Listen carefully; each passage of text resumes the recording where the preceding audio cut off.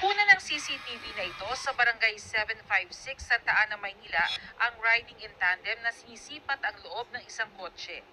Nang walang makitang tao, binasag ang salamin at unti-unting tinulak ang bintana. Ipinasok ng isang lalaki ang kalahati ng kanyang katawan sa loob ng sasakyan na tila may hinahanap. Lumabas ito pero muling bumalik at muling ipinasok ang katawan sa sasakyan. Doon na niya nakuha ang isang bag na naglalaman ng laptop, hard drive at perang nagkakahalaga ng 5,000 piso. Ang sasakyan pagmamay-ari ng anak ng radio DJ na si John Gemperle o mas kilalang Papa Jackson. Parang pinalo nila ng something tapos tinutulak po nila para di mag-create ng tunog. Inuga po nila muna tapos tinulak. Hindi po nag-trigger yung alarm. Sabi ni Papa Jackson, sandali lang niyang inilabas ang kotse dahil nililinis noon ang kanilang garahe. Kakalabas na talaga ng kotse.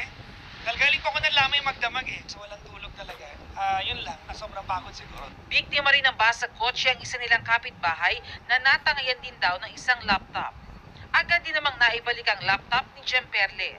Mahigit 6 na kilometro ang layo nitong Antonio Rivera Street mula sa pinangyarihan ng basag kotse. Pero sa lugar na ito na-recover ang laptop ng biktima.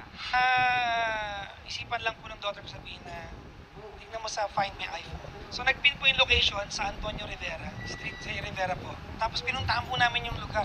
Kami po magtatela sa surveillance namin yung lugar. Nagpipin po doon. Tapos hinanap po namin yung pinakamalapit na police station sa lugar. Tapos yung 4 na policeman po ang tumulong sa amin. Nakita naman sa CCTV na doon iniwan. Tinakbo po ng police, nandun pa rin po yung laptop. Mensahe ni Gemperle sa mga sospek, I'm ready to file the case. I think we have to send them to jail for them to learn. nagpa-plotter si Gemperle sa Manila Police District Station 9.